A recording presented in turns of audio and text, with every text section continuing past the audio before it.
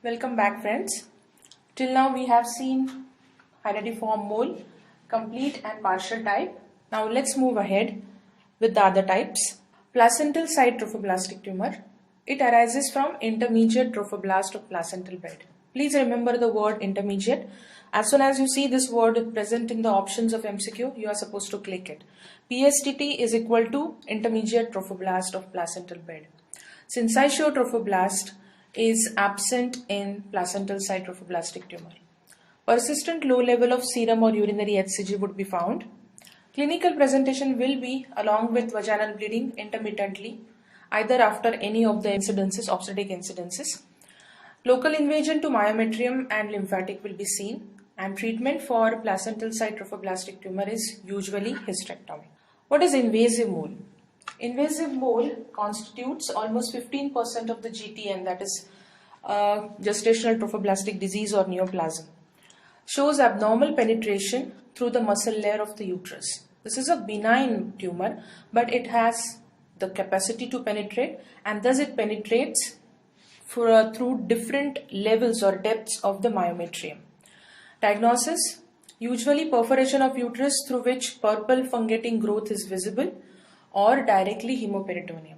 Means the mass just goes on growing without our notice or knowledge, and once it perforates the serosa and bleeding starts inside the peritoneal cavity, then patient presents with acute abdomen with hemoperitoneum, shock, features like that, or under vision you can see the perforation of uterus through which purple fungating growth is visible.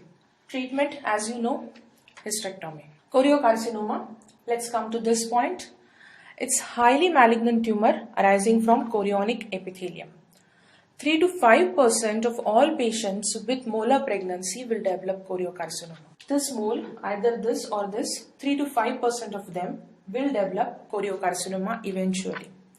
And among the patients who have choriocarcinoma, how is the incidence? Like, which are the obstetric incidences which have happened before in that patient's life? In 50% of the patients who have choriocarcinoma, they had herediform mole. 30% either abortion or ectopic pregnancy, and 20% normal gestation and normal pregnancy, normal delivery.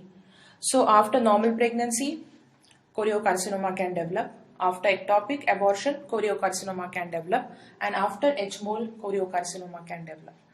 So the distribution, please remember, if we have 100 patients of choriocarcinoma, out of which 20 will have just normal labor, normal delivery, 30 will have either abortion or ectopic, and 50 herediform mole. Trophoblastic disease following a normal pregnancy is either choriocarcinoma or PSTT, that is placental site trophoblastic tumor. It is never invasive mole. So after normal delivery and pregnancy, if there is eventually development of any cancer of gestational trophoblastic tissue, then it is always choriocarcinoma or PSTT. Naked eye appearance: the lesion is usually localized, nodular type. It looks red, hemorrhagic or necrotic. Microscopically, you will see there are columns of trophoblastic cells invading the uterine muscles and vessels. It invades, that's the speciality, that the columns of these trophoblastic cells invading everything, the muscle layer as well as the vascular layer of myometrium. Villus pattern will be absent. This is classical, that villus pattern is absent, which was persistent in mole, and cellular atypia will be seen because remember we are dealing with cancer. This is malignant tissue, so the cells would be atypical. Spread can be local, and because of vascular erosion, as this tumor has capacity to erode the vessels, it can spread to any organ, distant organ. Common organs, lungs, 80% of the time. It goes, that embolus gets lodged in the lungs. It can be seen at anterior vaginal wall, sometimes in brain and liver. Remember these organs because again MCQ can come.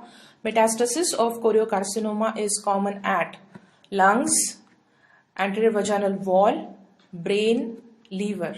Clinical features: usually there is history of some obstetric incidents, most commonly molar pregnancy in recent part, and GTN after a non-molar pregnancy is always choriocarcinoma. GTN after a non-molar pregnancy means either abortion, ectopic, or normal delivery, then most of the times it is choriocarcinoma. Very rarely, maybe PSTT. Symptoms: persistent ill health, irregular vaginal bleeding, or some books mention continuous amenorrhea, but it's less likely. Symptoms can be of the lungs, cough, breathlessness, hemoptysis because of the embolus. Vagina, there can be irregular hemorrhage because of the vaginal metastasis. Cerebral, if the tissue, the embolus at the cerebrum, it bleeds, then patient can complain headache or present with convulsions. Liver, there would be epigastric pain and jaundice. On examination, patient looks ill, pale, pallor will be of varying degrees depending on the bleeding. On bimanual examination, you will find the uterus is not involuted, there is subinvolution. Purplish red nodule in lower third of anterior vaginal wall is a common thing to be seen. Unilateral or bilateral enlarged ovaries may be palpable because of the cyst, because of again HCG.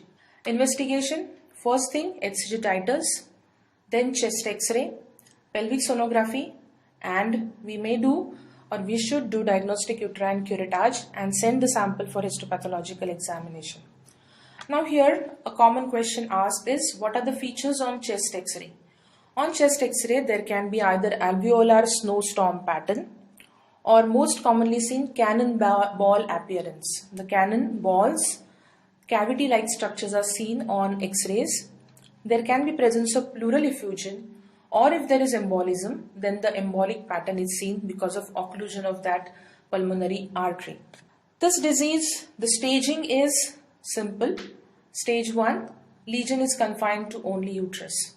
Stage 2, it spreads outside the uterus but confined to only genital organs. Stage 3, metastasis to lungs, and stage 4, metastasis to brain, liver or GI tract. Management: we can prevent it because we know that it follows some of the obstetric incidences, most commonly H-mole. So in that case, we can go for either prophylactic chemotherapy in the patients who has high risk factors. But we have to have, if we give chemotherapy, still we need to do follow-up. That's the disadvantage. We should keep following up the patient. Selective hysterectomy can be done because we know that if we don't do that, she has a risk of having choriocarcinoma. So if patient has completed family or after counseling she accepts it as an option, then we can go for selective hysterectomy. Diagnostic uterine curettage if patient complains with abnormal bleeding, and in suspected cases we should keep doing serum beta HCG levels. Curative: 3 things. This is a very chemosensitive tumor, curable, so chemotherapy it has upper hand, surgery or radiation. Now chemotherapy, in general patients with non-metastatic, means stage 1 where there is no metastasis has taken place, 1 or 2, is they are having low risk, and if they have good prognostic factor, then chemotherapy can be given only with single agent, that is methotrexate or actinomycin. But if the patient has poor prognosis or metastatic disease, then we should give them combination drug therapy. And the famous regimen is IMACO, that is etoposide, methotrexate, dactinomycin, cyclophosphamide and vincristine. Now what are these good prognostic factors and bad prognostic factors? If the serum beta HCG level is less than 40,000 milli-international units per ml to begin with, it's a good prognostic factor. Metastasis only to the pelvis or lungs. Lungs is very common. So pelvis and lungs, that's all. Then it is considered as good prognostic factor.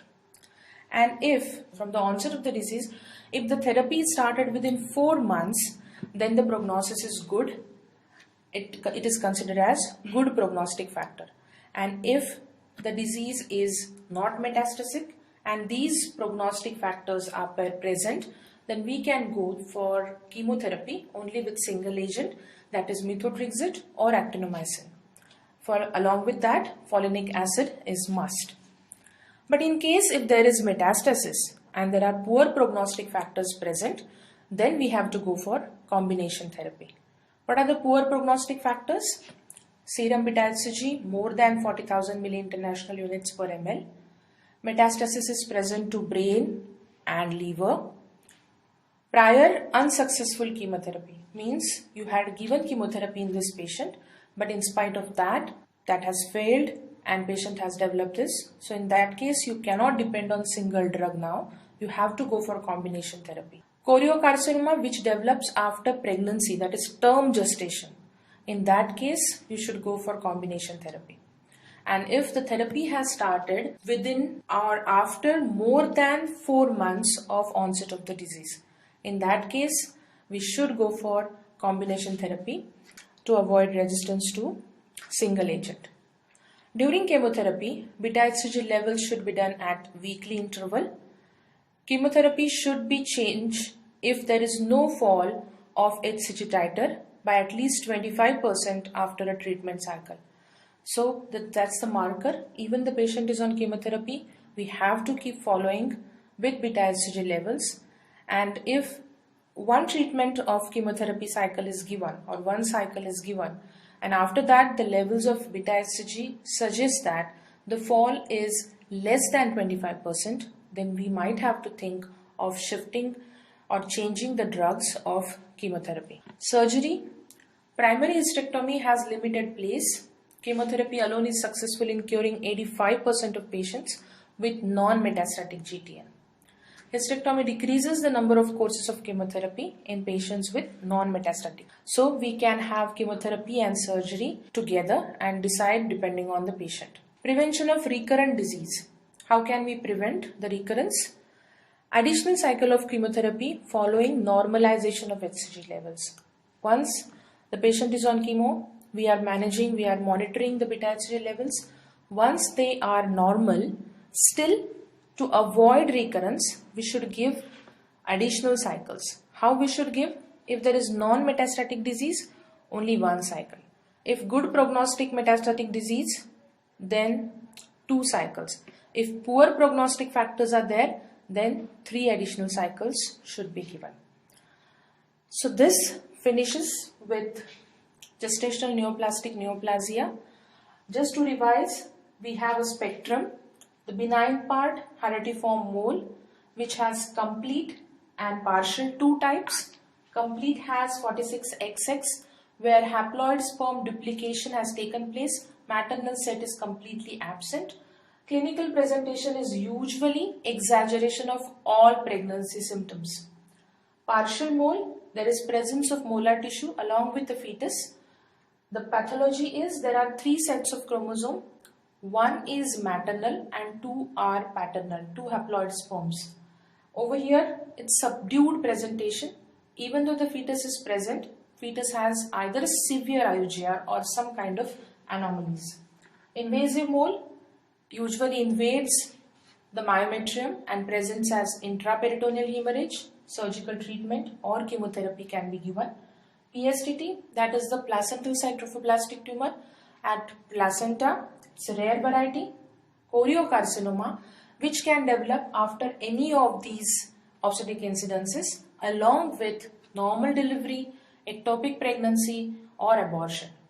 Usually if there is GTN after normal labor, normal delivery, most of the times it will be choriocarcinoma. Treatment is either chemotherapy, single agent or combination, or surgery. It's a very chemosensitive tumor. Complete cure is possible if treatment is given properly. It has great chances of metastasis because it invades vessels. Organs likely to be metastasized are lungs, liver, GI tract, brain. Please remember these important points and it will surely help you in the exam. Thank you.